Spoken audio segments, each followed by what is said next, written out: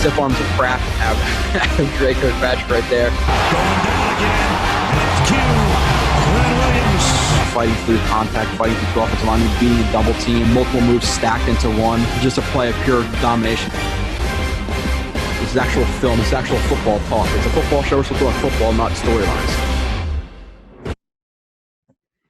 And you are listening to a brand new edition of Blewett's Blitz. We're changing the name. If you have been following the show on the podcast app, you will see that it's now Blewett's Blitz instead of TOJ Film Room. I just joined the brand new network, brand new website, the Jets X Factor. I think it's jetsxfactor.com.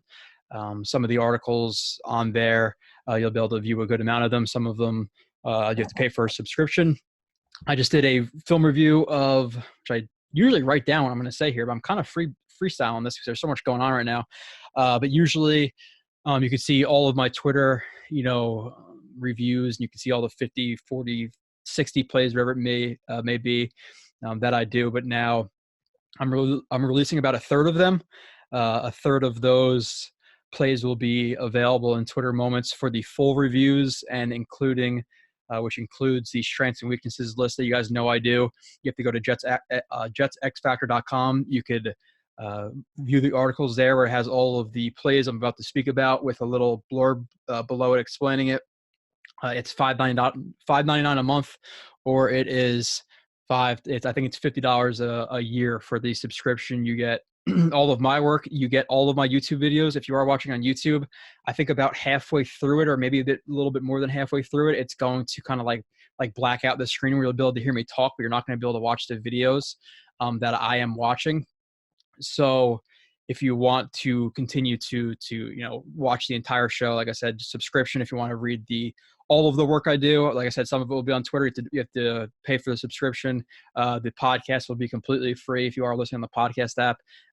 The whole hour, 2 hours, whatever I do, the rankings, the game reviews, all of that stuff is going to be completely free. But it's the right move. I understand that some people might get a little bit frustrated with having to pay and not want to.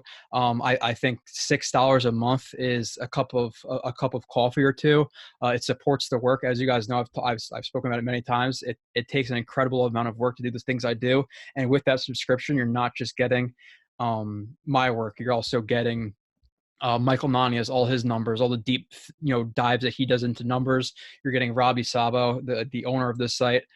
He does some film breakdowns and some articles as well, but you're going to get all of that for, like I said, 2-3 cups of coffee a month. And a lot of people will say, okay, well, there's plenty of Jets stuff out there. Why should I pay? In my humble opinion, I don't think there's much better content out there that's actually going to break down film and look at legitimate numbers. I'm taking Nania over PFF all day. And I'm not just saying that. I've said that before without working with him, but now that I work with him, I'm going to emphasize that even more, that he's legit. So it's $6. If you don't want to pay it, it is what it is.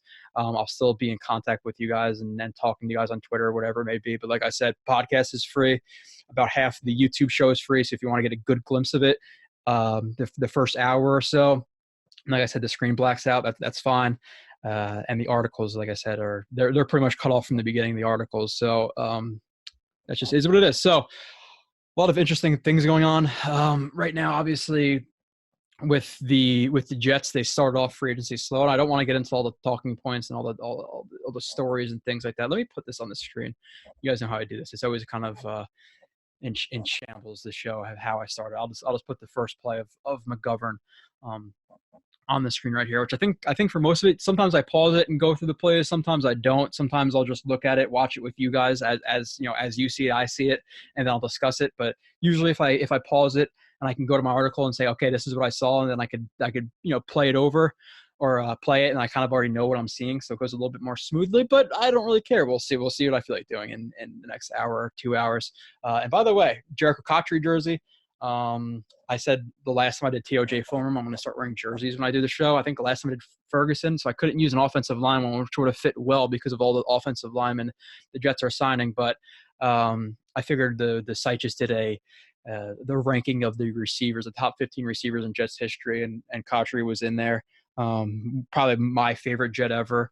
I think it's signed by DeBrickashaw, Ferguson, and Cotry actually as well. But I do really like this jersey. But like I said, with free agency, I'm going to be doing a ton of film reviews. You guys know how it is already when I get into the film. I have George Fant done. Today we're doing Connor McGovern. I have 62 plays of him. I'm going to try to run through them pretty fast. If like halfway through the show, if I feel like, okay, this is getting too damn long, we might do part 1 and part 2. Depending, I'm already getting hounded by the fiance to get over to her. And I just started the show, so we'll see how that goes. But I have McGovern done. I have Fant done. The Jets signed Pierre Desser, who I'm going to do as well. They signed that backup safety too. I'm forgetting his name off the top, some with an M. I'm going to do him. And then there was also a guard who was on the Eagles and the Colts. I'll do him. Those will be a little bit shorter. It's not going to be as extensive, like 62 plays, because who wants to watch 62 plays about a backup offensive lineman? But I'm sure people will want to watch Fant. They'll want to watch Greg Van Roten. But the first day, and a lot of people with free agency, they get really antsy, and I think it's expected, or I'm not surprised by it for Jets fans, because the Jets free agency is the only thing that's really, exciting for this team after September, where the season ends so quickly for the Jets that we're all looking forward to free agency. So the first second that it opens, you want to see the Jets signing all these guys, but it's been reiterated so many times that the people who win free agency don't necessarily win the season. And with that first wave of free agency, that first day or two, you're really, really going to be overspending for guys. Look what Trey Wayne's got from whatever team he went to. Like I said, there's just so much things going on right now. I forget what team he went to. We got like $15 million a year, which is absolutely absurd. There's plenty of guys who are going out there and getting overpaid. Now with Jack Conklin, I probably would have liked the Jets to sign him for $12, $13 million, to be completely honest, because I thought he was going to get 15, 16, 17, 18. And I was teeter-tottering on being willing to pay that. But Joe Douglas clearly didn't like him. He had a plan. He likes George Fant a lot, which a lot of people are crapping on the George Fant signing. I think $9 million might be a little bit too much for him. But looking at his film, 2018 was brutal. I watched him. Like, I don't understand how this guy got, signed to let alone $9 million a year, which that's pretty much what it is around all the guarantees and things like that. It's pretty much a 1-year deal for him. So I was, confused about that. But after watching his 2019 film, I think like week 6 and 7 was like the Browns and somebody else was okay, or Browns and Ravens, and he took some steps up in that game. I was like, okay, I see some signs of improvement. And then week 16 or week 17 in the wild card against the Seahawks, or actually, sorry, vice versa. It was against the 49ers week 17. And then week 18, or the wild card, was against the Eagles, and he took steps in the right direction. That is for damn sure. He's uber athletic, really, really interesting player, but I'll talk about him when I do the show on him. But I'm assuming that people are going to want to see, most likely in order, it's probably going to be Desser, and then people are teeter-tottering on if they want to see Van Roten, or George Fant, which one is in orders. But I'll do the Twitter votes as I always do. But I guess instead of just keep talking, but like I said, I talk about storylines all the time. I used to do a 2-hour show about storylines and say, oh, well, should he have done this? And this guy went there, and should he have signed that guy and Clowney, and which Clowney is going to get overpaid? I'm not that interested in a guy like Clowney, who isn't a pure edge rusher for $18 million a year. There's no freaking way. So in my mind, sign another corner. And just to say this before anything happens, I think the Jets still have to sign Robbie Anderson. I really like the Robbie Anderson signing. I think they have like $35 million right now. Robbie Anderson getting a sign would be huge. Realistically, a guy like Vinny Curry, who is a older, edge player, but when he's on the field and he's asked to rush the passer, he's pretty effective. So I'd like to see a guy like that signed. And obviously people are going to say, oh, well, what about Clowney? Why not Clowney? I'm being realistic with what the Jets have to spend. So Anderson, Curry, or maybe if not Curry, Jenkins, he'll be a little bit more expensive than Curry, because he's looking for a multi-year deal most likely, where Curry might be willing to sign for a year or two with very little guaranteed money, because he's a lesser player, but I think he's a more effective pass rusher than Jenkins is, where Jenkins is an all-around guy. So Vinny Curry might be like a situational type guy.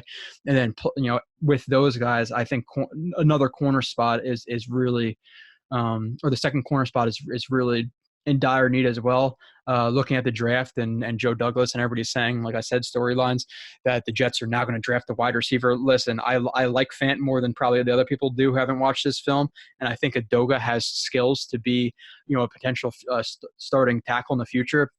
But going into the season with those two guys, I don't think Joe Douglas would be happy with that. So I still think it's a tackle, in the first round, and then the second round, you're most likely second, third, you're looking at most likely at least a receiver or two out of those guys, and whoever else falls, maybe it's an interior offensive lineman. So if you don't get corner in those first couple of picks, which I don't necessarily, I wouldn't bet my house on it, you're going into the season with, Pierre Desser, who I think is a good corner when he's healthy. He had some down numbers last year because he had a hamstring injury that was apparently hindering him for a lot of the season. But 2018, he was really, really good, or really solid, we should say. He's not top notch, but he's definitely, he's still a solid player. But on the opposite side of him, you're going with Bless Dawson, who, listen, I like how he played too, but there's a reason he was benched. I believe it was in the Steelers game. You have Arthur Merlette, who's like a career journeyman guy who nobody's even heard of before the season for the Jets started. Other than that, who do you have? Poole, who's a slot guy. Don't ignore that. I think if they're only playing two corners, Poole will be in, but in nickel sets, which is primarily what the Jets are going to run, they're always going to have, or most likely going to have, three corners in the field, more likely than not. So, that nickel is starting, but I'm talking about you have your one outside, you have Desir, you have your nickel and Poole. But other than that, you want to bank the whole season on Bless Austin, who flashed in minimal games that he played and he was benched, and he has an injury problem, and that's who you want starting as your number two corner. Not me. That's not how I operate. But we'll see. So getting into the film of McGovern, like I said, I might break it up into two. I might not. The only problem is I'm quarantined at the fiance's house right now. So if the internet's not too good there, so if I go back and do the show there, it might be a little bit more choppy. So I got to figure out what I'm going to do exactly with recording the second part of the show. Maybe I'll leave it for Tuesday. I don't know. We'll see. Like I said, I think overall, and I'm going to read, I usually start off with the list of strengths and weaknesses. But actually, you know what? That's what I'm going to do first. I'm going to read you that list because I don't like not starting with that. So if you are just listening, you want to hear that first, you want to listen to the whole show, oh, what the hell? Okay, hold on. Sorry, guys. I'm going to pop into my notes. Like I said, this is not – okay, so strengths that I have. Obviously, he's 6'4", 305. I think he's, 26, 27 years old. Strengths that I listed that I'll show you guys a lot throughout this review. He has strength in both his hands and from his trunk. Good angles to the second level. Athletic, especially considering overall strength. Change of direction skills. Balance while low in pass sets. Punch that delivers a pop. Awareness for stunts, blitzes. Show patience in pass sets. Shows consistent drag hand and overlap technique, has many reps of him defining gaps, strong anchor, active eyes, looks to plow, hammer to turf often, plays mostly with good leverage and pass protection, often shoots hands and lands hands first in pass sets, hand placement, quick off snap, changes up punch, plays with good spacing and pass sets, creates movement when he properly drives, fights to rework hands, movement skills to reach block, keeps half body clear when working off combos to the second level, shows understanding of proper footwork, works hand as pivot points, patient with hands, knows how to deflect force, push, pull, lift, torque the four ways, no penalties, no issues with snaps, and he plays long. For weaknesses, I say too often he plays top heavy on second level, needs better base while climbing, need to see less pop blocking on second level, needs to maintain blocks working through hands and with active feet. Steps in pass pro can be sometimes too big. See some run pass blocks with forward leading him to be off balance around the turf. Overcommits to combos while climbing to the second level. Needs to take feet with him more often while run blocking. Too many examples of him playing high while not engaged. Once engaged in run blocks, can be more consistent with having active feet to cover play side. Hands end up tight on second level, allowing for easier lateral escape from linebackers. Saw a few snaps of him chasing blocks would like to see more chops, traps, and pass protection. So that's a lot. I'm going to kind of break that down, I guess, one by one, but not really. If I catch one of them while I'm doing it, I'll point it out. But that comes from and those lists are really from me watching him and then seeing something multiple times through it and then kind of starring it in my notes, and that's when I consider putting it in the strengths and weaknesses. I don't see something one time and not put it in the strengths and weaknesses. I have to see it multiple times for me to actually list it down. So starting with the first play right here, obviously he's the center. I don't think I need to point out the center every time. Some people have got me in the past about not showing what guy I'm talking about. I'm talking about the center, the guy who's snapping the ball every single rep. So I don't need to say that. Obviously lined up with a one tech over him. And I think this is the play where he doesn't have so his anchor is really strong, and this isn't a great example of him having the best hands right here. He actually does get caught in the chest right here. One thing with I think I mentioned it, his length, he doesn't have the best length. His arms aren't the longest, so you can see him get his chest controlled, especially the guy who's leaning into his arm right there, where he's shortening, he's elongating his arm while reaching for it. So it's not like he's shooting two hands. So this guy's arm is even longer right now, so he catches him in the chest. And McGovern he never gets his hands onto the chest. You can see his hand gets onto the right elbow, maybe armpit. And then his other hand is, I don't know exactly where it is on this rep actually, but his anchor is super, super strong. He's a guy in college who's like benching 500 pounds and cleaning whatever it may be and squatting this. He's setting like a bunch of records. So his anchor is really, really strong. I'll show a better example of that too, but this is the first play I started off with. You can see he gets really low in his anchor, creating the force off the insteps of his feet, and is able to hold up. You can see this right here. He doesn't really have hand placement. His chest is getting controlled, and he's still able to hold up on that rep. So let's go to the next play.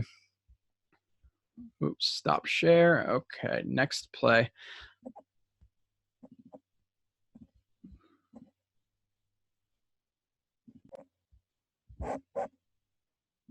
All right, sorry. Okay, so nose to let defensive line define. Like I said, when I label these, I know you guys can see the label on the top of it. It's me going through it really quickly, and then sometimes I watch it. I'm like, oh, I was wrong there. I wasn't. Whatever. I have to go through and watch it, many times. So even like on this one, like he didn't necessarily let him define. But the thing with this play is that I liked is this is a combo block, mid zone split, we'll call it, and the good thing about this is, one, he doesn't overcommit. He knows that the running back's track is to the outside, so he knows the linebacker is going to be reacting to the outside, which you will see him try to take on that outside shoulder because that's he knows where the running back is going. But I like how he attacks the hip right here. He doesn't overcommit to it. He keeps his eyes into the second level right here. You can see him looking into the second level. And when you're trying to actually move guys to define guys, you really want to attack the hip because that's the center of gravity. If you attack their upper body, if they're flexible and they're loose, they can absorb that contact through their upper body while their base is staying where it is. But if you really want to move guys, you want to attack that center of gravity, that hip, typically. So attacks that hips, defines it. You see this gap is defined. So I talk about defining gaps. If he was coming to the run like this, let's just say this is farther in the run. There's this gap, this A gap, backside A gap is not defined for the running back to cut back into. And the benefit of zone is outside zone, you have C gap, B gap, A gap, backside A gap. You can cut pretty much anywhere on a lot of zone plays, especially outside zone and wide zone. So it defines that gap. And now look at it. That's a big hole for the running back to run through. He knows the running back is most likely running to the outside on the outside track of this, avoiding any flow from the backside of the play. And he squares up with the linebacker, takes on the outside shoulder, and turns him inside with some circular force. So good job from McGovern on that play. I'm going to pause it. I'm going to pull up some other plays, get them a little bit more ready than they are now. Back in a second. All right, next play. I think I'm just gonna run through all of them. I hate reading what I say and then doing it because it just takes me a ton more time to do the podcast, and the podcast is it's already like 2 hours of doing it, so I don't want to take it 3 hours for me to read my crap and then do it. So McGovern's he's sliding to his left in his pass protection right here. Drag hand. Oh, really? He always has active drag hand, which is good, because if while he was looking to this left side, sliding to his left side, if there was a stun, if there was a blitz, whatever it may be, and he felt that on his hand, he'll drop that. He'll drop his post foot. Attack the hip, wrench it, whatever it may be. But the drag hand is pretty consistent from him. It doesn't feel anything into the a couple seconds into his pass set, and then he looks to hammer. He always is hammering and plowing guys. I know it sounds kind of weird, but the plow is the full commit to the block like this, where he's committing his full body. I usually say hammer if it's two hands, but his hips are square, so there's a little bit of difference between a hip and a hammer and a plow for me, and this is a plow. Like I said, eyes are always active. He's looking. You'll see more examples of his eyes being active, but he's definitely always willing to hit guys. Gets his hand pretty low. I believe 96 is feral and drives him completely out of the play. So good job right there. Like I said, we'll run through them pretty fast. 62 plays is quite a bit. So but then again, you should be quarantined right now. Sorry, if you're going out, I don't care. You're pretty dumb, unless it's for food and stuff like that. But if I know Jessica's family didn't go out anywhere. Okay, well then who did Jessica's family come in contact with? Do you know that? No. Okay, so shut up. So be smart and friggin' stay in your house so we don't have this sickness for a couple of months. But so you should have plenty of time to watch this. So McGovern blocks back, and the Broncos did like to do this like swerve run where they're all going to zone block and try to get to the second level. And the running back is going to cut it back. So it's like an inside zone split, and then the last second, the running back takes that really hard punch step and cuts it back. So I call this a swerve, and McGovern blocks back to number 90. His hands come in tight. That's fine with me. And I like the reset. So he's always quick off the snap. You're going to see him right here. He's quick off the snap. Pops them, hands inside. And then the thing I really like about this, instead of just keeping his hands where they are, you see the adjustment of that left hand. So like I said, willing to rework his hands and stuff like that. You'd see how much more – you see what I'm talking about when I say attack the center of gravity? Once he does that, look how much more push he gets when he resets that hand into the upper hip rib cage of number 90 and drives him out of the play completely. So watch it in full speed. Really, really good block right there for him to take number 90 out of that play, blocking back on this run. Next play, number 5. Okay. Tight hands, quick, smart. All right. They sugared the A gap. This I talk about. They're sugaring the A gap. We have two guys when the linebackers standing up in the A gap. It's called sugaring. So they're sugaring both the A gaps. And he slides to his right. That's his assignment, is to the right.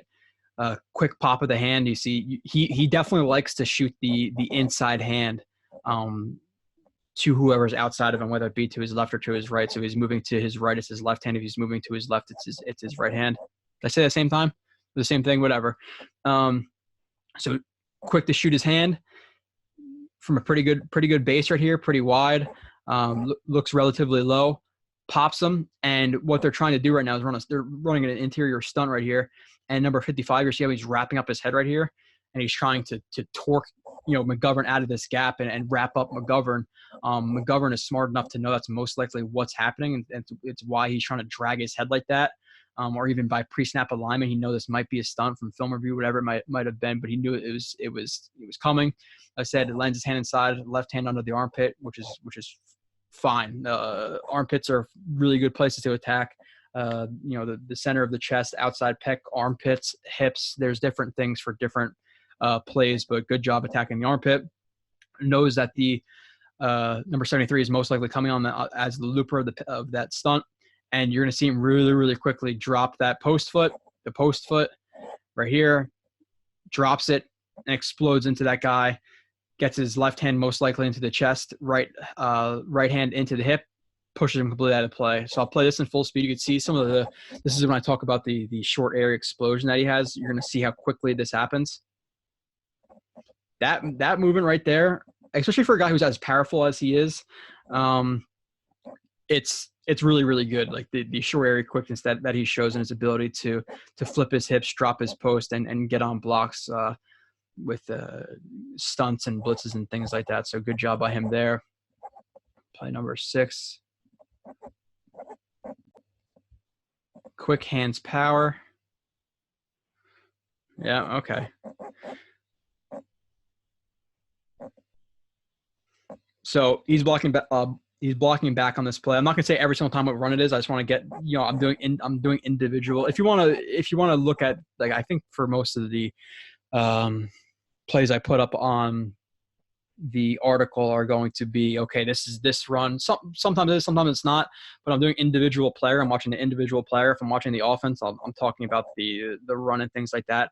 But just for to be mindful of the time this podcast is going to take with 62 plays, I don't want to have to break down every single thing of the play that's happening. But he's blocking back.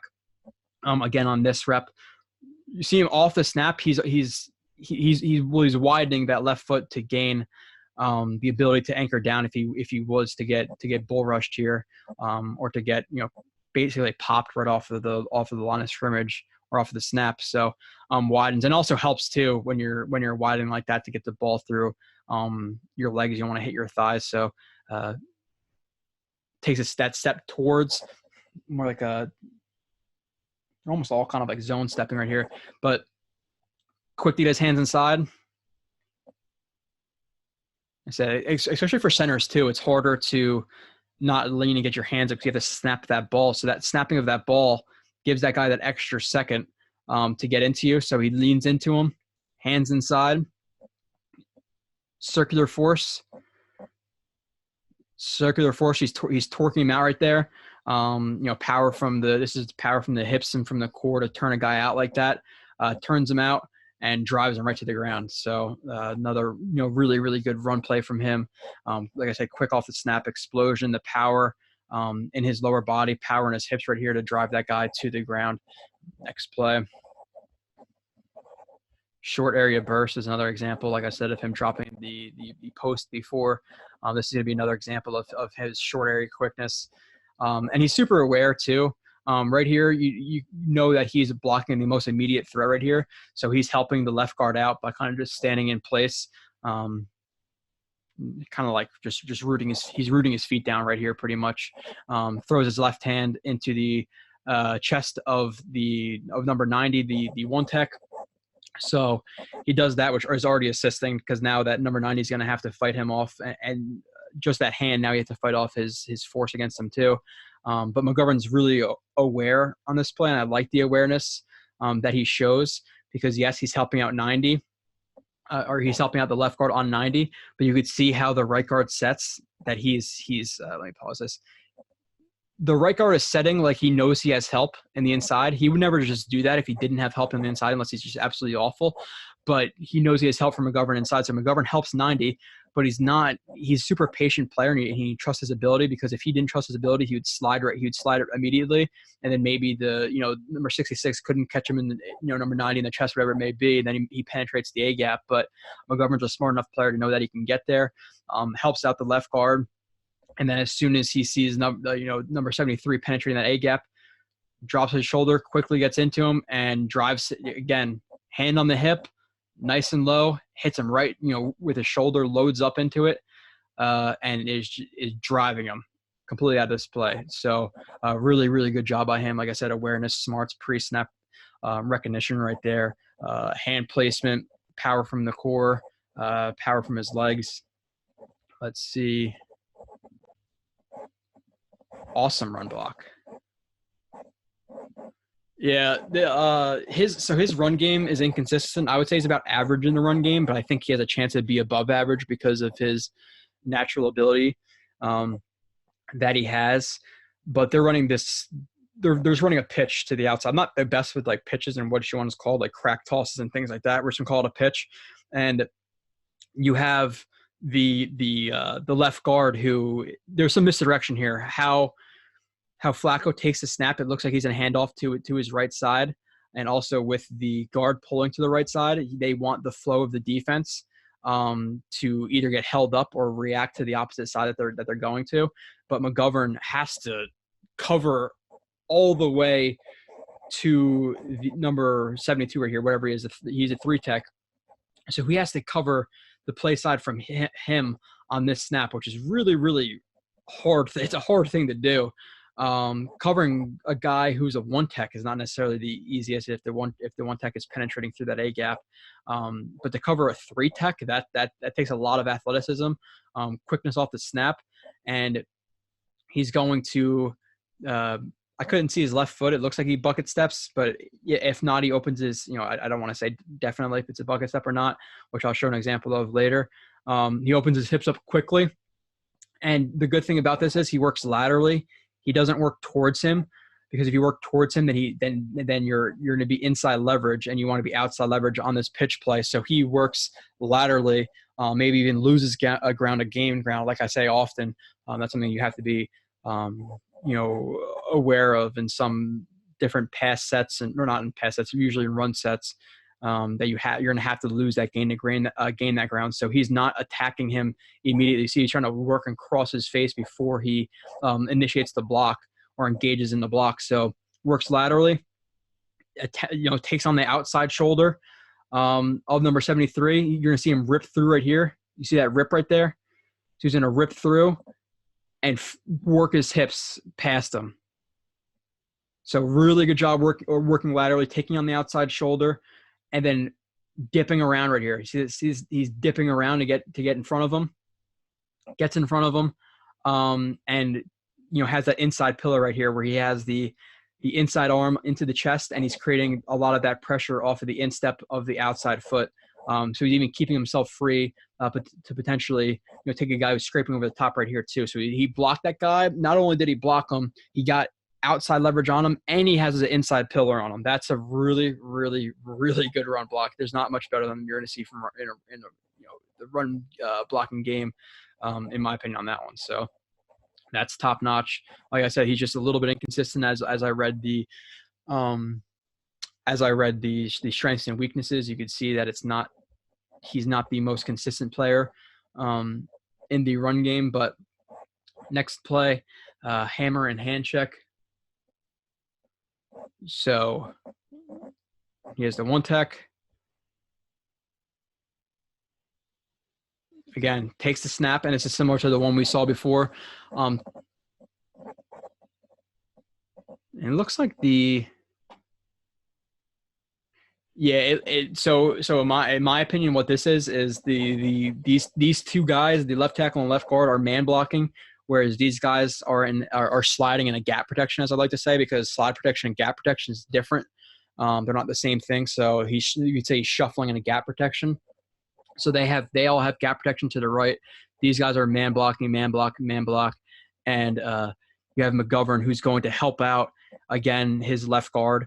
Throw that hand check into there. That's what I call a hand check. There's a difference between a drag hand. There's a difference between a drag hand and a hand check and a overlap technique. They're all different.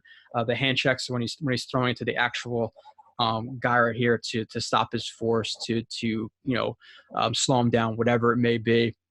Throws his hand into the shoulder while keeping his eyes on the opposite A gap, while watching that 4-eye tech to see if he's going to penetrate or try to penetrate that A gap. He does. McGovern helps out the left guard. Boom, drops his shoulder and takes him completely out of the play too. I'll play it in full speed. Again, smarts that short area burst that he has right there. It's really nice, especially for the overall power that he has. So he's a nice combination of attributes for sure, and a guy who can continue to grow. I think he's 27, I think he is. So he still has room to grow. He's coming into his prime, and he just starting I think last year. So Paradis was there before as a starting center, and I think he was like a swing guard center type guy. And last year he started. I think it was like 12 games last year, then the full season this season, whatever it is. Like I said, I don't have the numbers prepared and things like that. That's what Michael Nani is for. But he's only been a starter for, let's say, a year or two. So he definitely has room to grow. With Pollock, who I think is a good offensive line coach. He's proven it before. Last year seemed like a down year. But if he can continue to coach this guy up, I think his ceiling is even or is higher than what he's playing at right now. I don't think that's the best way to word it, but he's around a top 10 center right now. Let's say he's 9, 10, 11, 12, 8, whatever it might be. He's right in that 8 to 12 range, I would say. There's some flaws in his games. That guy, like, a perfect center like Kelsey doesn't necessarily have. But I haven't watched film on all 32 centers in the league to say he's a certain specific rank. So I'm going to say 8 to 12 range. So he's an upper tier center in the league, but he's not elite, but he's definitely very, very solid. So like I said, plays in full speed. Really, really good play. Again, getting nice and low, loading up right there, and taking this the 3-tech completely out of the play, and finishes it too.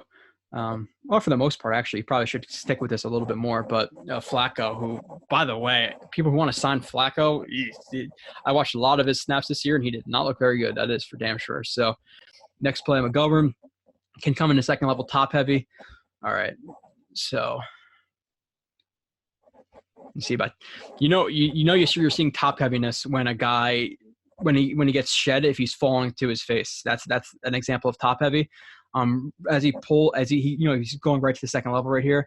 Like I said, don't want to explain all the runs, but they're wham blocking right there with number 83 on the 1-tech.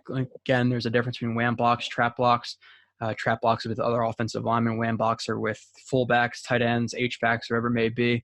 So they wham block. And you have McGovern who pulls right to the second level. And you're going to see right here, I was seeing him come more into control on this. The running backs, is a far ways behind you. You don't have to block now. So I was see him get a more square of a base right here. And you can see he's leaning into his punch. And when he gets shed right here, he gets clubbed really. His force takes him right into the ground because he's top heavy. He doesn't have a good base. Now, if he ran up on this guy and he had a better base, his feet were wider apart, which would allow for him to change directions quicker and also to not be as top heavy, then he could finish that block. But, even though the linebacker doesn't get on that's an example of him being a little too top heavy for me.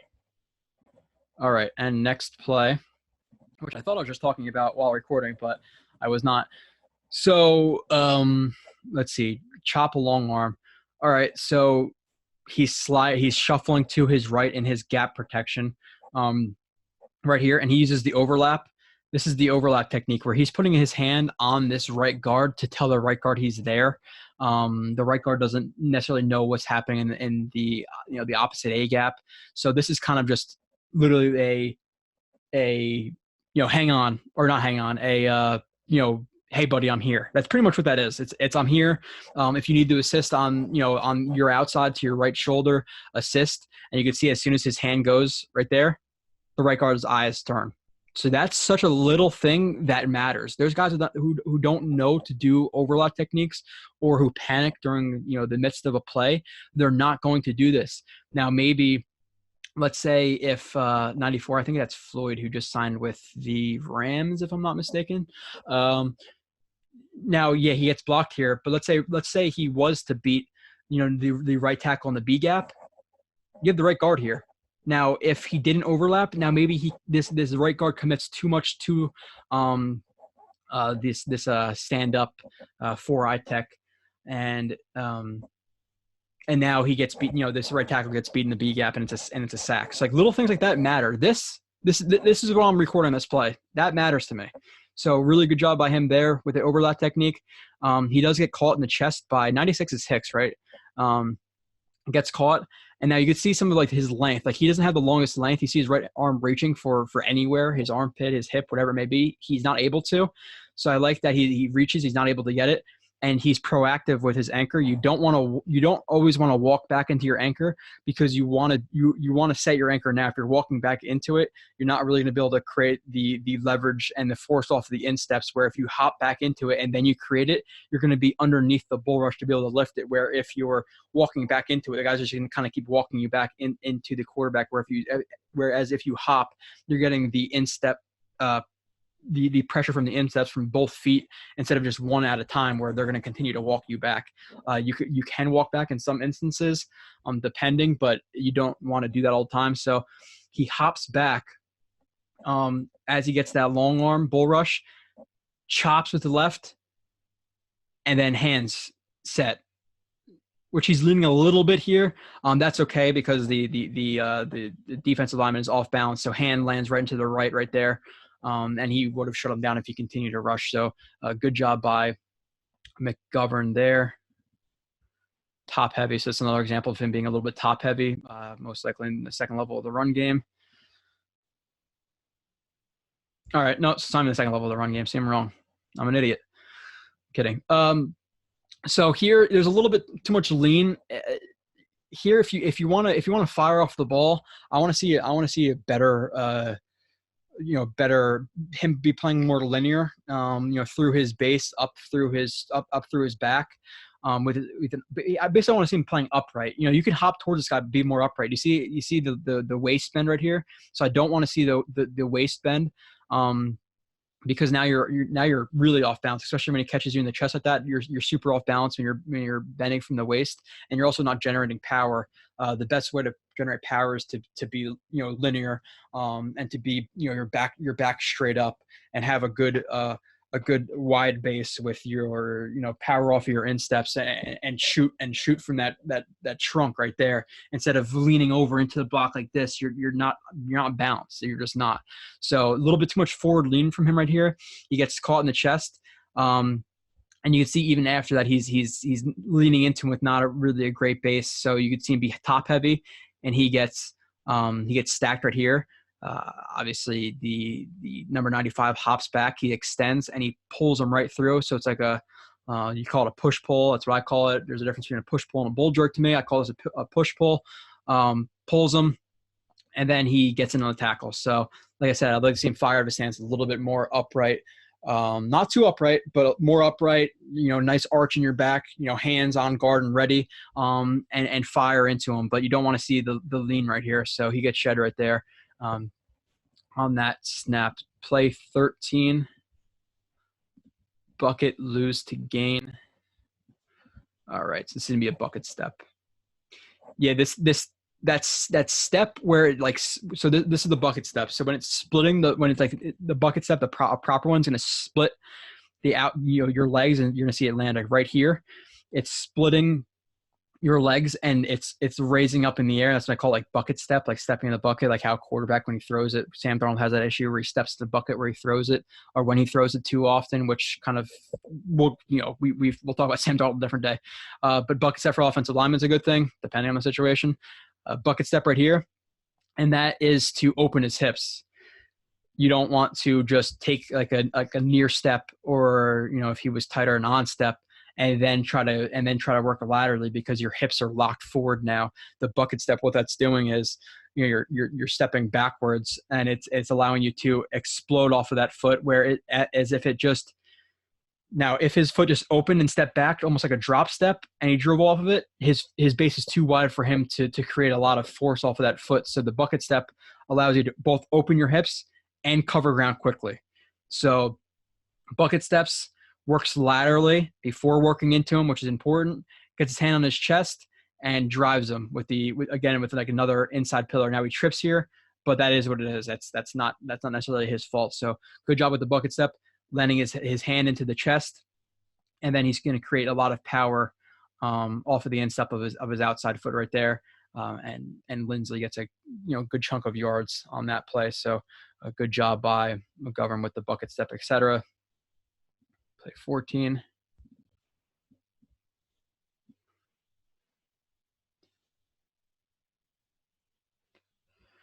All right.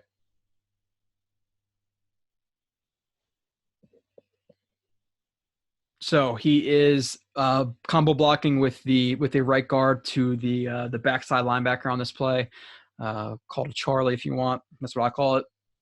And he drops the forearm into him. I think he probably would drop. He would throw the hand right here if he was given the chest, but he throws a forearm while staying square to the second level defender, and he works that hip. again, really important that you don't just work the upper body, you work that hip, and you can see that when he pushes the hip, see, it creates movement. It does. So even if it's just a little bit like that, that's completely different. Now instead of having, outside leverage when you want to have inside leverage for the guard, now with that push, now he has inside leverage. That's little tiny things that really matter in football. So good job by him attacking that hip while keeping his eyes on 50. Shuffles laterally, gets to the second level. Now I would like to see him, and it's, yes, now the running back cuts back. So he thinks the running back is going to come somewhere through here. So he's going to block, number 50, like he thinks the running back's coming to, off of his left hip. So it makes it a little bit harder to not allow the number 50 to get to his outside of to the right of McGovern, I should say, because like I said, he's blocking like the running back's coming here. So for him to block number 50 to not come outside like this, he'd pretty much have to like hug him or really have a strong grip on him. But even with that said, I know it's a harder block, but I don't like how he's like hopping into the block right here. See like a narrow base, and he's kind of again top heavy. Where I like to see him come up more square, like come up like he is right now, and then shuffle and then grab him. I'll just see a little bit wider hands and working to the second level for him. Too often, and I'll show it, he comes in with really a really not shallow, a really not a wide punch, but a close together punch, whatever. There's a better word for it, but his punch is too close together. And your punch is too close together, if your hands get defeated, it's hard for you to contain a guy. Whereas if your hands are wide in the second level, if they're going to be tight is a better word. So if they're going to be tight or wide, much rather have them wide, because they're harder to defeat. Which, by the way, this freaking mic, I hate it, but apparently it makes it sound better with this little thing. But when your hands are close together, it makes it harder for you to cover the whole body. Like I said, there's a better way of saying it. Wider, you can contain them. If they're too tight, you're not able to grab them and not deflect the force. I don't know what the hell I'm trying to say, but hands are tighter, the harder it makes for you to stop lateral movement. That's what I can say. So that's not necessarily the case here, but I don't like how he's that pop block. Where you're kind of just you're throwing your hands out into a guy, you're popping them, but you're not really you're not really running through your hands. You're not grabbing him. You're not driving him. You're not running, climbing that tree, as they say, on the second level. So a little bit too much of a pop block right there. Could have definitely worded some things better right there, but I'm trying to it's kind of hard to explain some things. But like I said, tighter the hands, the more chance of them being able to defeat your arms, because you're not controlling a ton of the body. Whereas if, like I said, you're wider, you have more control of the whole body, the shoulders. Where if you're tighter, chopping those down, getting rid of those, it's pretty easy. So he needs to fix that. Off of the snap right here. This is hard for centers to not get splashed sometimes, especially with an aggressive zero technique, because he has to snap the ball. But for this one, it's being a little bit nitpicky. I would like to see him get a little bit more upright after the snap, and you can see him leaning a lot from the waist right there. Now, this is not a good base from here. It's wide enough, which you don't want to be overly wide either, but his legs are pretty much straight. You want to have knee bend in your base. So he has a wide base, but not a good base, and he leans into the block. He gets his chest controlled, and number 97 is able to extend him, push, pull, tackle. So a little bit more upright after the snap, and I would see his hands. I know he's in a tough position, but I don't like how his hand widens with his foot and then tries to shoot. I'd like to see a shot, if you are going to lean, quicker into the reps. So he gets splash, as I called him right there, where he gets his chest controlled. Drive. Let's see what this one is.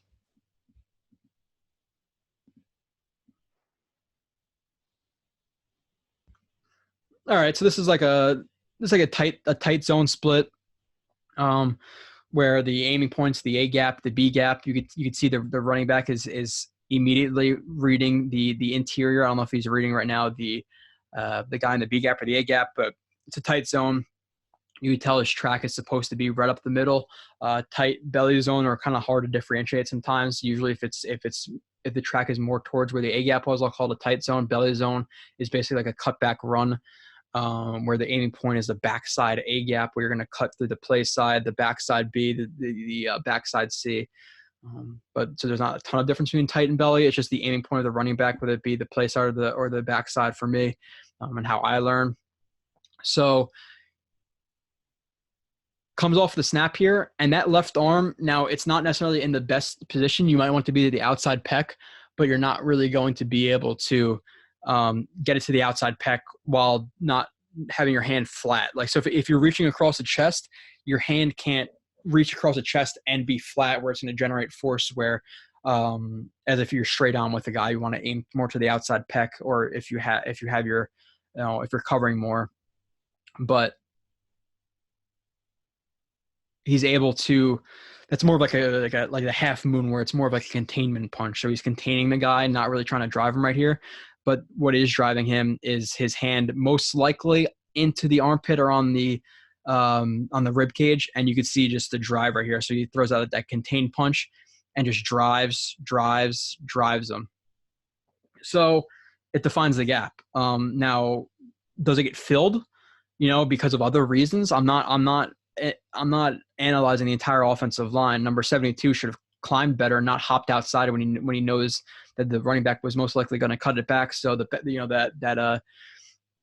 linebacker right here is able to scrape over top and make the play, but that's not McGovern's fault. We're just looking at McGovern. So there's plays that McGovern's gonna have where it's a really good play for him, but a bad play by the rest of the offensive line. So he's going to take this one tech where he wants to go. Now, if the one tech was over, or if he's a zero tech over top and he tried to shoot the backside A gap, he would keep him on that backside A gap and let the running back cut through the play side A gap, because that's the plus of zone, is you have more options. So with certain runs, you're able to keep them where they want to go, and the running back cuts off of that. It's not like a man or a gap scheme where you need to win a certain gap in zone.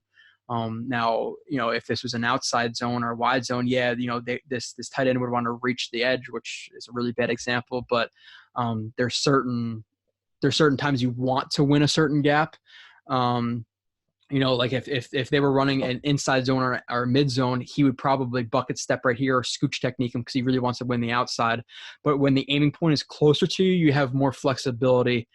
To allow, to let the defensive lineman be where he wants to be. And once he's there, then you drive him. So he reacts hard in that A gap, and you're just going to drive him, and he defines him. Look how far he takes him on this play. So he initiates contact here, and look how far he takes him all the way to the hash, past the hash. So that's what I call defining. So he defines that gap for the running back. So good job by McGovern. I think we're gonna do 2 shows. I don't know how I'm gonna work it. If the fiance's house, like I said, is a little bit, the Wi-Fi is a little bit more sketchy. So hopefully I find a good spot in the house and I can do it. Maybe I'll do it outside. Maybe I'll figure out something. But I just think that I think 62 plays is going to be too much, to be completely honest, for one show. So we're gonna do 30. We're gonna get to 31 plays on this show, and then we'll do the second half. We have plenty of time. Don't worry. We're quarantined. So yeah, when I'm off of work, I'm sitting in a house doing absolutely nothing instead of going out and hanging out with friends, doing whatever it may be. So, so this is a better climb for him. Like I said, he has some issues climbing, and him being top heavy, him not having a good base, him pop blocking, whatever it may be. But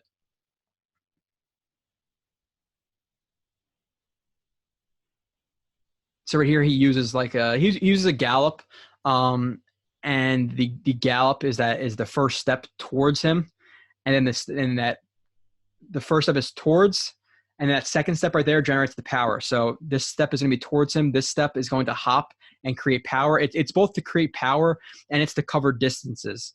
So right here, he gallops. He stays square, hips are square to the line of scrimmage, to the second level, which is great. So good job not overcommitting to that combo block. But he attacks the hip. See the hip? See move right here? If you're looking at it. Movement, that's good. Moves up to the second level. And you can see him, he comes in with a narrow base. I think that's just to gain some ground. But once he comes into the block, look how much more wide his base is than the last one, where last time he was coming with his feet pretty much together, which leads you to being top heavy and not be able to change positions quickly. If you're wider, you're able to change positions quickly, and also cover the guy more. So comes in more square, and instead of just throwing his hands out, extending, and stopping with the pop blocking, he's accelerating through his hands. You see how he's moving with his hands when he throws them? Hands, and he's moving with his hands instead of just him throwing his hands and that being the end of it. So a better job with him on maintaining the second level block right here. And he stays with it the entire time. So much better job right here. Like I said, staying wider, accelerating through the hands, moving his feet with his hands instead of just pop blocking. So positive job or positive play right there. Play 18. And I guess I introduced the show before as I usually say the episode. I guess this is episode 1. A lot of the people who I guess were subscribed to the old show, the TOJ. It's a different channel now, so I'm hoping to go back and find a lot of those guys. If not, Twitter, they'll find it, whatever it may be. But I guess it's episode 1. It's going to be a two-part show of McGovern. So, which will maybe what day is it? Today is Sunday. I'll probably do it on Monday or Tuesday. I'll be doing a show. But probably Tuesday I'll do part 2, while I'm also putting out film on Dessert or Fant or whoever else. I got to do like 5 guys now, but I got plenty of time. This might last a little bit. So a good pass block. I said no issues with the snap. His snap is always pretty much on dead center to the chest of the quarterback. So or a little bit lower than the chest. You want a little bit lower than that. I guess depending on the quarterback, their height and all that stuff too, but still a good location. Snaps it. Aggressive with his hands here. Zero text. You want to be aggressive. You don't want to get their hands on first. Throws his left. I don't know where it lands exactly. Looks like it might land a little bit high. Yeah, you can see it land a little bit high in that shoulder. The right lands on the elbow. But the thing I like is the adjustment here. It's not the initial punch. It's a little bit wide. But you see how his hands are going to work to get inside, and he's going to hop back into his anchor. So not good initially. Hops back, power off of the instep. And again, I've said it before, this is for new listeners. There's sometimes I go through a lot of technique and what the footwork is or what the hands are, depends on what I'm feeling and how I feel like talking. But when you're blocking, if his toes are pointed towards what he's blocking, your knees are a natural hinge point. So your knees,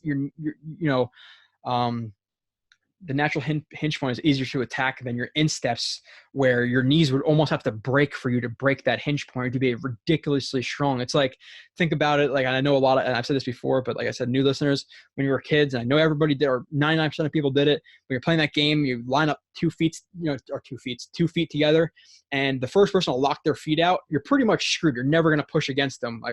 But when they have natural, those hinge points, it's a little bit easier to push back and forth. But once they're locked out and you can't attack that hinge point anymore, because now your pressure is not going up through that hinge point. Your pressure, if you're pushing back on the feet, is just going to drive the person backwards. You're never going to extend their feet. This is kind of the same thing in a different way, but this is acting.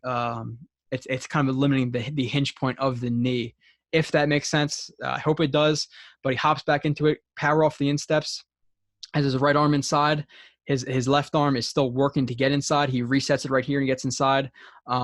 Gets nice and low into his anchor. Powerful anchor. He doesn't get moved a lot with his anchor. Like I said, his legs are strong as hell. You could tell they are. So he's a really interesting combination of power, technique, especially in the pass game, awareness. So he's the best center they've had since Mangold easily.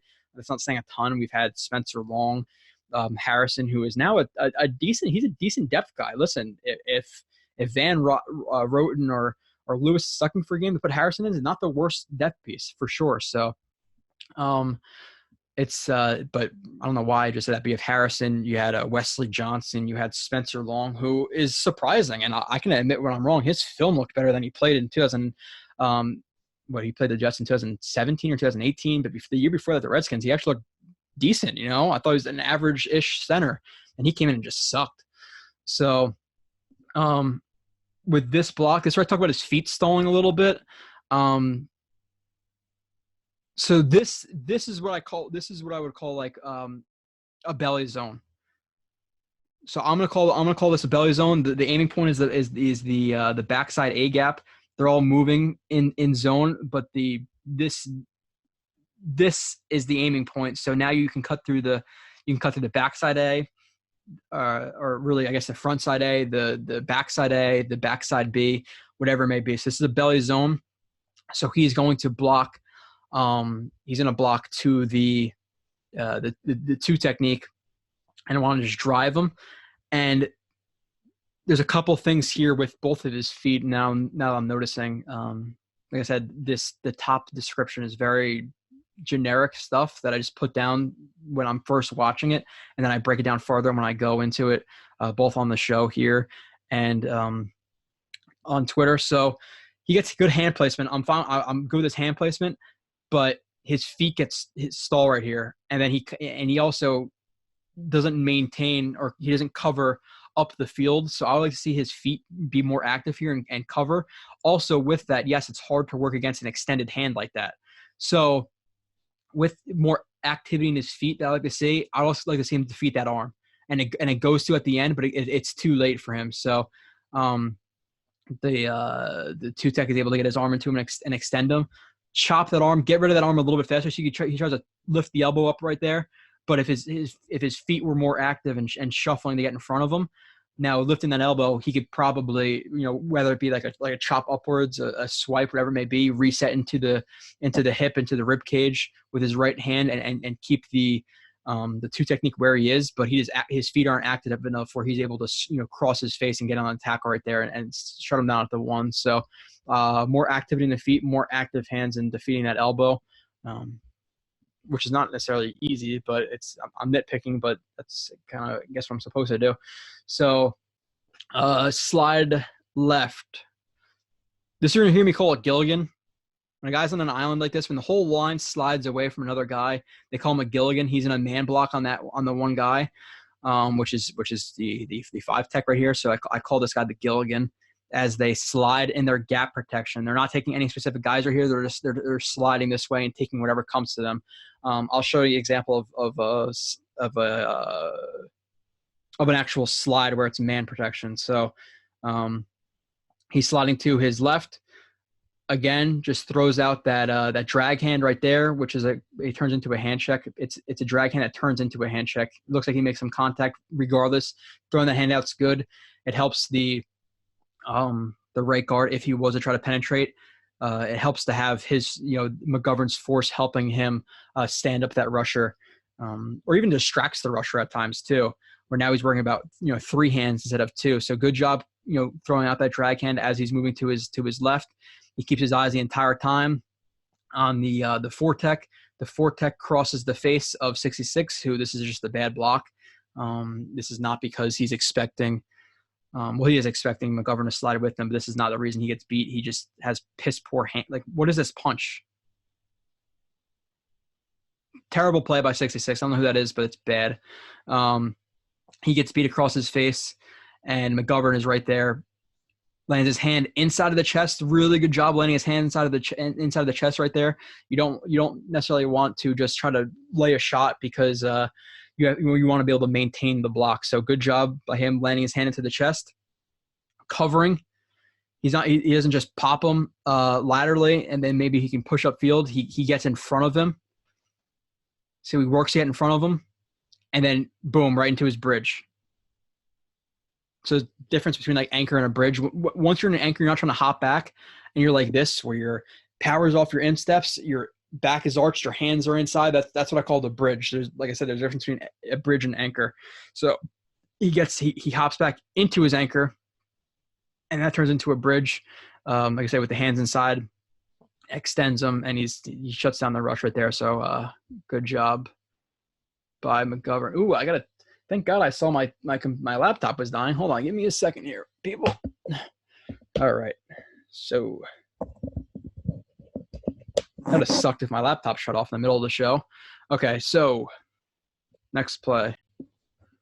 McGovern, that's new. I feel like it's going to be an ass block. Okay, so there's good and bad here. So the good is I like the hand placement that he has, and usually he's pretty good at picking up stunts. So this is not like a huge knock, against him, because you're gonna have a play or two where you screw up, but he overcommits right here. So he sees the stunt coming, but when you're going to help out like this, I would like to see more of a lateral shuffle and like a cross shove. With a cross shove, I'm talking about you're shoving across your body. If you look at me, you can tell my body shirt now. You're shoving across your body instead of fully committing with your hips to a guy, because then you're able to obviously be in position to better block any loop or anything that happens like that. So he commits too much with his hips right here. I like the hand placement into the ribs, but he commits too much, and this is where he has to turn around to like ass block, which is a good job by him, because this is a lot quicker for him to rotate his hips. I'm not good with degrees. I've never been good with that. But to rotate his hips halfway around like 90 degrees or whatever you'd say, I guess, to get in front of him like that would be a lot easier for him than rotating his hips completely around. So for him to recover right here, he had to completely flip his hips. There's no freaking way he's going to do that from this position. So a good job by him to just put himself in, literally just get in the way. And you can even see him try to grab with that right hand to hold him a little bit. And Flacco's able to get rid of the ball. So good job. But you don't want to see him commit so much to that penetrator number 97. You want to see him stay more square, cross shove, stuff him, whatever it may be. But good job with the ass block, I guess. So next play number 22. Moving bodies. I don't know what this is going to be, but he's going to move a body.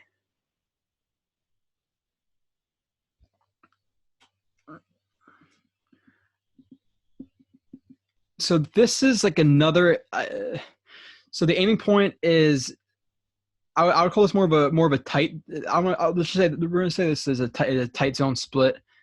Yes, he goes into the backside, A gap, but it's only because McGovern covers so much ground trying to throw that guy and define that gap. So we're going to call it a tight zone split with a fake jet motion, just to throw off there's a lot of misdirection in this play, trying to throw off the who they're playing, the Jaguars right now. So good job on McGovern, obviously creating a lot of movement on this guy. I think in my opinion, even though he does get to the linebacker, I would like to see him not commit as much. I think he overcommits a little bit right there. Maybe push him and now flip and get to the linebacker, because if the linebacker was, whether it be this guy or this linebacker, the Mike or the Sam, if they were to penetrate hard that A gap, he might not be able to recover if they closed some more ground and went here. Like if he really attacked that A gap, he might not be able to take him, but he hesitates.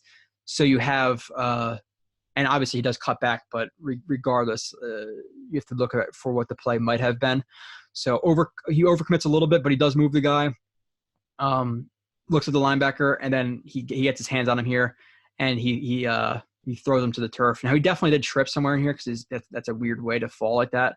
Because McGovern definitely doesn't create a ton of pressure like that, so he trips. But there's some good and some bad into that play. So I said 23.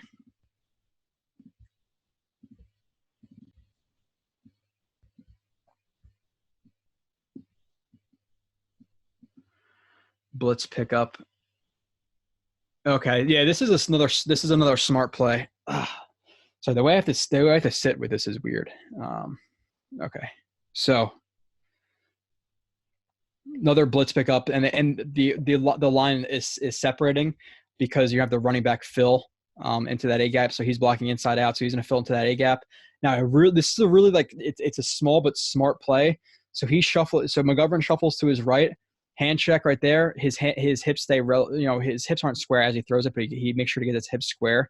So hand checks him right there. That's the assist number 65, who doesn't overtake that block for whatever freaking. That's just bad awareness from this guy. You want to see more awareness of, okay, McGovern's trying to pass that off to you, because there's two guys who are running that cross dogs blitz right there through the linebackers. So bad awareness from 65 to not commit to that block. Which is not McGovern's fault. But the good thing about what McGovern does on this snap is he hand checks, and he doesn't just completely drop away from his hand check because of this linebacker. That first linebacker is the running back's job. So he knows that the running back has to pick this guy up. So that's not him. He's going to continue to work this guy just in case this guy tries to work that A gap and cut inside of both of them. Because let's say at this point he sees that linebacker, and now you have this, you have number 65 right here who's not really doing a good job with the guy inside of him. If he drops off this too quickly, drops his post and opens up, now, hey, the A gap is wide open for this guy to cut through. So I like that he stays committed to that hand check right there and then gets square and then picks up that second guy, hand on the chest, and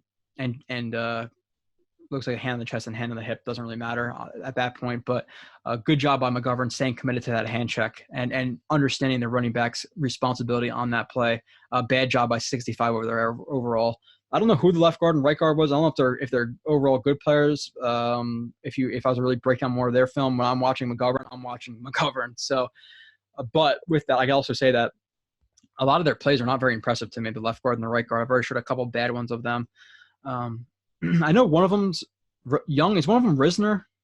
I think. I don't know. So this is an example of him playing a little bit high. So he's sliding to his right against Calais Campbell. And do you see how he doesn't really have great bend in his legs? You see when he's coming to the block right here? You see how straight his legs are? You don't want to be straight. You want to have a nice low center of gravity. You want to be, a little forward lean. Let's see if I could show you a better example of like a guy with really good base. Not in this play. With him, he's like a little bit better of a base. You want like almost like the back of your heels to line up all the way through your head when you're looking at this type of block. So, but also with nice bend. I gotta show you a better example. You almost want a guy. I can't draw a picture right now. Yeah, I'm not gonna even try to do that. So let's just say his legs are straight right now. You don't want your legs straight. This knee is almost completely locked out, and this one's pretty straight. You want obviously to have more bend with your thighs at a flatter level, and with these not as straight up the lower part of your leg below your knee. So I think I'm not having a good day with explaining that type of stuff, but you need your freaking legs to not be straight. And he shoots his hands while he's leaning into it, again with not a good base. Playing, this is what I call top heavy. You want more of that, your center of gravity, more of your weight in your legs. Whereas this is like, it's almost like 50-50, which you do not want it to be. So he gets clubbed into a rip right here, and he allows a pressure. Now this is good, which I didn't realize until now. So he is too top heavy right now, or I didn't realize it, at least watching it with you guys, but he's top heavy, shoots his hands. Now this is really good quickness though. And I'll show it in full speed. You'll get a little bit better. So the first part of this play, he's too upright. Again, fire off the ball, wide base, nice shuffle, but you don't want to be as up high as he is right now, top heavy. He gets beat. Boom. He drops the post foot. This is the post foot. This is a kick foot. He drops the post foot. And what does he attack? Like I've said before, right into the hip. Now his hand slips off, it looks like, but he attacks that hip and he drives Calais Campbell past the quarterback. So good recovery, great recovery, but he shouldn't have been in that position right there because, like I said, of how top heavy he is. So some good and some bad. Play number 25, anchor reset. All right. So, by the way, you notice how the Chargers camera angle is always a little bit weird. So it's from an angle. It's not straight behind guys. So it's a little bit weird of an angle. Slanted one tech right here. Like I said before, he likes to shoot that inside hand. Shoots the inside hand. Boom, right into the chest. Lands right in the chest. He feels that the bull rush is coming. And instead of walking back into it, he takes initiative, hops back. Now he's working right through. He's working up through his feet, up through his trunk, up through his back, right into the guy. So, and with the insteps too. This one can almost be turned a little bit more, but that's a powerful instep right there. You can see it's really firmly planted. Good instep. Creates power off of that. And he hops back again. So left into it, feels the bull coming, feels his chest, feels the guy coming into his chest, hops back again to get even lower. Now you don't want to, some people might ask, okay, well, why didn't he hop back to this position initially? You don't want to hop back. If he was to hop back too far, then you're too top heavy and you have a ton of weight into your hands, where if he was to chop your hands down, you're going right to the ground. So the double hop right there, is to get lower while the guy is continuing to rush. So you have those hands on the guy and not leaning too far into him, and your feet don't come out from under you, so you're not too far back. So the double hop right there, power off of the insteps, nice and low, nice leverage, and the guy is not going to get past him right here. Now he'll keep working his feet, but it looks like he comes with a double under. So when guys are bull rushing, you don't want to push against push, because if it's harder for you to push force against force. So if he's pushing you, you want to direct that force upwards. So like I said, if he does catch you, for you to be going backwards and try to push him, it's just not going to happen. Whereas if he is pushing you, you want to get under him and lift him up. So now his force, instead of coming right into you, you're lifting it up. So now his force is directed upwards instead of right through you. Whereas if you're just going force and force, okay, that if you're strong enough, great. But if you're not strong, and he is strong enough, believe me, but the more effective way is to deflect force. So he deflects the force upwards with a double under right here. You can see both of his hands get under. He's going to lift up the push force that he's trying to generate, the bull rush. So good job by him. Nice anchor. Good setting of the hands. Play 26, scooch. All right, so we're going to see a scooch technique.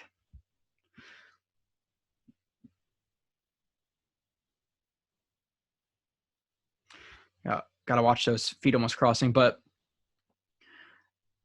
this is like not the best scooch technique, but it still is. I would call it a scooch technique. It's where, again, it's another play where you're losing ground to gain ground. So you're almost going to hop backwards with both feet while you start to lean forward to initiate contact, because you don't want him to just off the snap right here. He's not going to be able to just shuffle, because the guy's going to take himself right into him. Whereas if you bubble around him, you'll be able to get in front of him. The run's going to be to the right side right here. Yeah, so he wants to win the play side right here. Like I said, if this guy's going to penetrate hard through here, if you're just going to try to laterally step, you're not going to get in front of the guy. Whereas if you laterally step, or if you move laterally, but you're also losing ground, you're going to be able to get in front of him, if that makes sense. So if you're looking at, it's going to be hard for you guys to see it, but if two guys are working against each other, that's not going to look good on camera, but so you just have to lose ground to gain ground on this play. So keep trying to think of ways I could show it, but you guys are smart enough to know if he was to just quickly penetrate, there's no way he's going to laterally just be able to get in front of him and stay at the same level. Whereas if he gives some ground, okay, take a little bit of ground vertically, but I'm gonna try to cover that play side from you and get in front of you. He's affording himself more room laterally by giving up some ground vertically is pretty much what I should say there. So he gets his hand on here, or gets his left hand into the shoulder.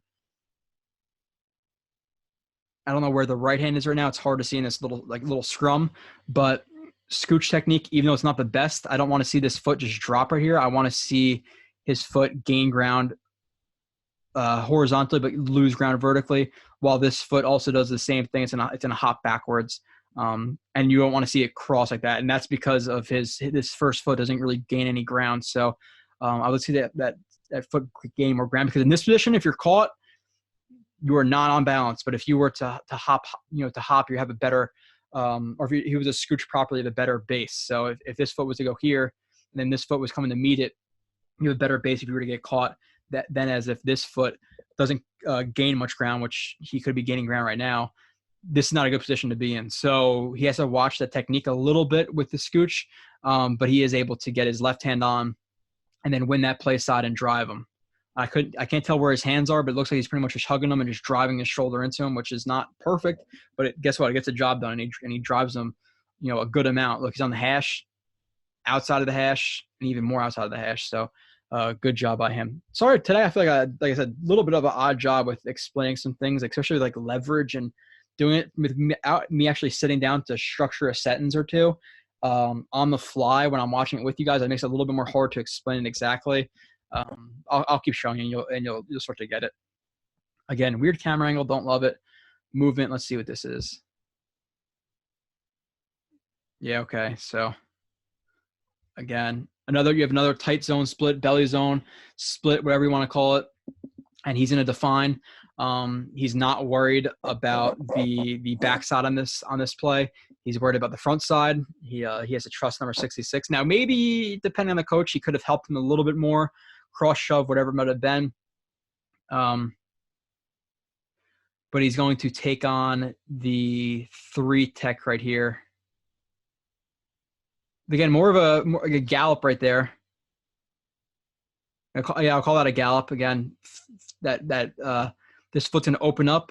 Usually it goes a little bit towards them, but it opens up the hips, points the back foot where it wants to go, hops, and the left foot generates that power. So you have that gallop, gets low. Again, look at the movement. Look at where he initiates contact, and look where he ends up, and then he scrapes right over top of it and picks up that defensive back who looks like he's in a linebacker role as a Sam. Could just be a linebacker who plays with the number, whatever it may be. But good job by him. One, keeping his eyes on the second level that he's going to, and then shuffling. Good base, gets his hands on him. He's not playing top heavy right here. He's leaning forward a little bit. With the secondary and blocking linebackers, you have a little bit more room for that to lean as if you do, or contrary to on the front line. Just like with on the second level, you have a little bit more room to throw wider hands because it's more of a containment punch. Whereas if you're on the front level, the first level of the play, you don't want to get your chest controlled. Where if your linebacker controls your chest, okay, it's not a huge deal. But good job by him keeping his eyes up there, shuffling and getting hands on that linebacker. So we only have 3 more plays, or I think 4 more plays I'm going to do. You take a break. I don't know. This that mic's going to stay away now. So next play.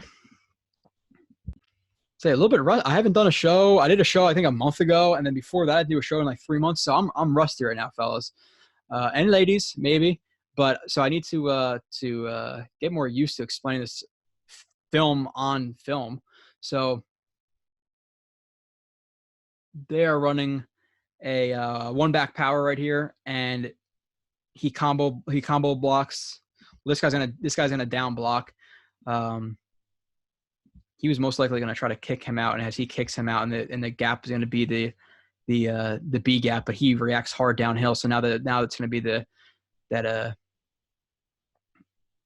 C gap. So regardless, whatever. So he gets his hands on the 0 tech. Stays square though. Again, I like how he's staying square. Left arm onto the chest, right arm onto the hip, creates movement, is aware of the blitzing linebacker right here. This is just smarts. I don't know if he saw this pre-snap, whatever it may be, if he saw him crossing his face right here, but he knows that blitz may be coming. And that blitz coming through the area that the right guard is vacating is bad, because if he doesn't get there, he blows up the play. So really good recognition of McGovern, not overcommitting. Like I said, he's playing long right here, using his hands. Eyes right to that blitz, drops the post, gets him. Now, does he stay completely in front of the block? No, that's okay though for this play. The run back's already gone. So, good job of McGovern. This is what I see, like short air explosion right here, explode like right here. Loose hips, good explosion, good power, good recognition to see that blitz coming.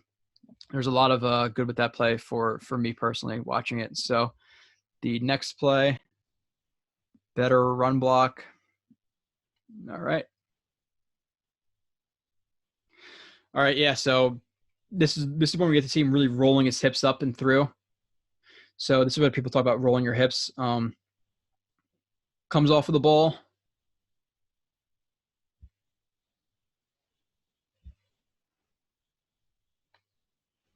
It almost looks like they make a lead zone, and then the Sam comes in hard to the inside, so the fullback is going to adjust. But regardless, like I said, he's blocking back to the one technique on this play. Opens up. You're gonna see that you're gonna see the drop step right here with the right foot, which again is it's going to allow the hips to open up towards his target. You don't want to see a bucket right here because you don't want to be working too far laterally when you're trying to drive him. Like this angle, if you see on my mouse. So there's different situations you want to use: drop step, bucket steps, near steps, lead steps, zones. There's a bunch of different steps, but call this just a little drop step. Call it more of I'm not going to call it a brace step. I'll call it a drop step to open up his hips. Right arm hits him in the chest, and you're going to see him. He's going to be low initially, and they say rolling the hips. See, he's rolling his hips. Like I said, it almost looks like you're humping something, and it's to be foul or whatever. If you're, don't be offended, but you can see the rolling of the hips. If it looks like they're going to hump something, he's rolling the power through his hips. So rolling the hips, right hand in, rolls the hips, and continues to drive and use some circular force to keep him to the outside, and then gets into his anchor right here. Throws at his, widens his base. So drive, anchor. Nice strong anchor. Maybe I'd like to see him stay a little bit more over top so you can't cross his face right here, but overall, good job. 30. Reach. All right, 2 more plays left, then I'll close it out, and then we'll do part 2. Another way.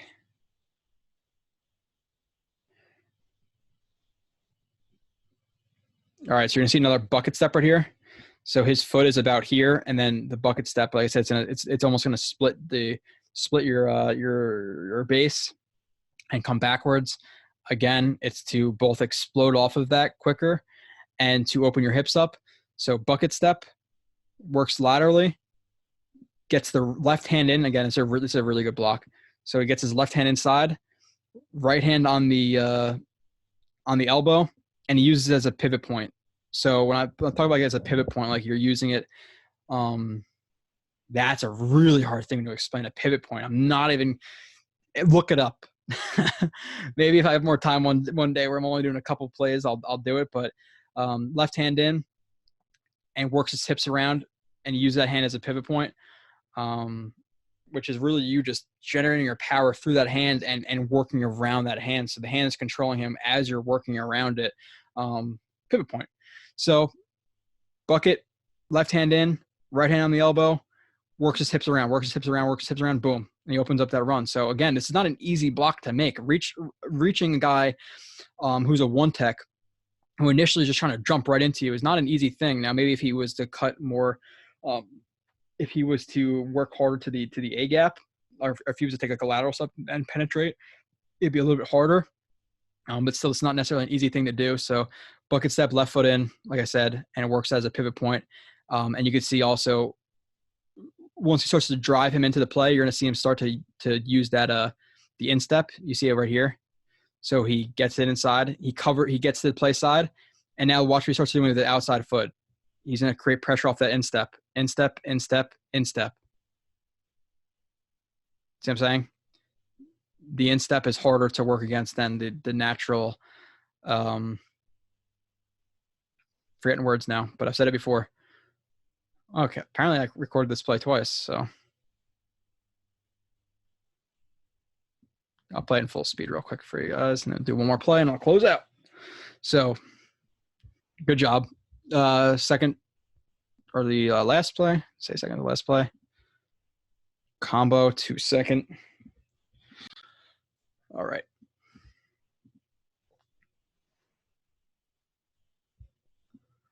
So, ricochet block.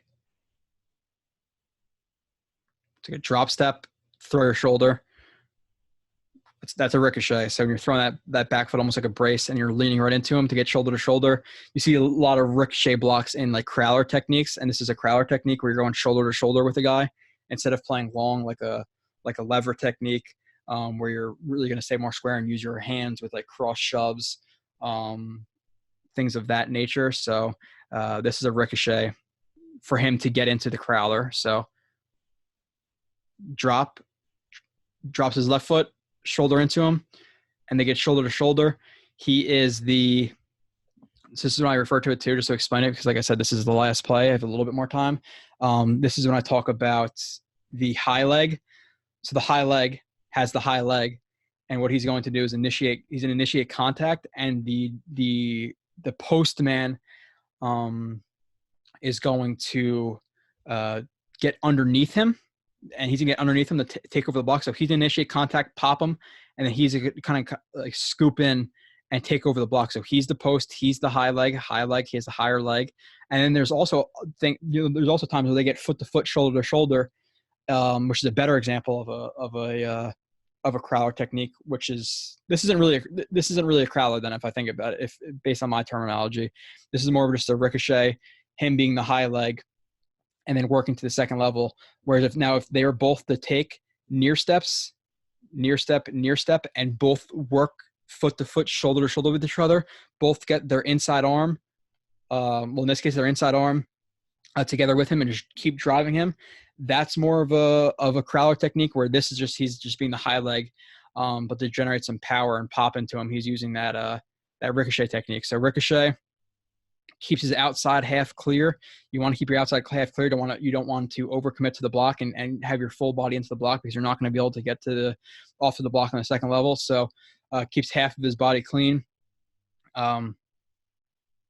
Works the second level, contain the elbow, and I don't know where his left hand is, but he does a better job here with his hand placement too. Again, not his fault. This play doesn't work out. I don't know why it doesn't work out. Bad block by 82 on the backside of that. He just gets penetrated right to the C gap. So that's his fault. Also 66 doesn't really do much of anything. So like I said, good job. Ricochet, boom, shoulder into him, outside half clear, works right up to the second level, gets his hands on. So that's it for part 1. Part 2, episode 2 will be of McGovern, another 31 plays. Admittedly a little bit rusty in terms of explaining film on a podcast. If you are subscribed, and if you are this far through it, and if you're still seeing my face, you're also able to go through the actual post I did, where I broke down all 61 plays, put a little paragraph into it or a couple sentences into it where you could read it. You could watch it back yourself. I can explain. I put more techniques in there. Okay, this is this play where on the show like this, I could talk more about, okay, the natural hinge points of legs. Like I don't talk about that a lot on Twitter, because it's hard to put that into 240 characters or 260, whatever it is. So there's a little bit of give and take where there I'll more clearly define the play and what exactly is the call and whatever it may be, or techniques, where this is more just kind of explaining body mechanics. I don't know, whatever. A little bit rusty. I'll clean it up. Part 2 will be coming, like I said, maybe Tuesday, maybe Wednesday. I will be following along with the Twitter, JoeRB31. I will be posting the next review, which will be either Fant, Rotten, or Dessert. The backup safety and the backup offensive lineman will come once I have more time. It'll probably come after the draft, to be completely honest, because I'm sure after Roten, Dessert, and Fant, people are going to start seeing the draft guys, because then by that time it's going to be the beginning of April or so. So, or maybe even a little bit later than the beginning of April. So follow along, JoeRB31 on Twitter. JetsXFactor.com is where I do my work, along with me, Nania, who has the CYJ pod, Call Your Jets pod with Ben Blessington, who's also part of the site. Ben's mostly just the podcast, but they do a great job over there. You can follow Nania at, I don't know what it is, like Nania_Michael, whatever it is. I'm sure you guys follow him already, the best stats guy out there. And then you have the creator of the website, who's Robbie Sabo. You can go to his profile on the website and follow along on some of his articles. You can also follow the Twitter. I think it's at Jets X Factor. Like I said, I was super unprepared for this. I should have done a better job of typing what I was going to say, but I don't really care that much. I kind of wanted to get the film out to you guys. Follow along. I'll be back in a couple of days with part 2 of this review. And I will be doing plenty more. I'll do some mailbags. I'll do some rankings. I'll do a show or 2 where I bring on some guests and we talk about storylines. Because I know people like the film, and the people who watch this are going to like the film more than the storylines. But there's also some times, too, where I like to get out opinions on, okay, well, they didn't sign this guy. They signed that guy, blah, blah, blah, blah, blah. So we'll do that eventually, too. I appreciate everybody listening. Like I said, Blewett's Blitz, new show. Appreciate everything that TOJ did for me. Helped me out, but felt it was a better move for me moving to this website, and also putting my last name on the podcast, TOJ Filmer. You didn't know it was Joe Blewett until you clicked on it. Which I wish I had a different name, but whatever. Blewett's Bliss, it puts it now. It's my name, on the show. So even if I was to let's not even say that, it's my show now. It's gonna be my show forever. Blewett's Blitz. Follow along, and I will see you guys in a couple of days, and I'll probably see you in an hour on Twitter. So.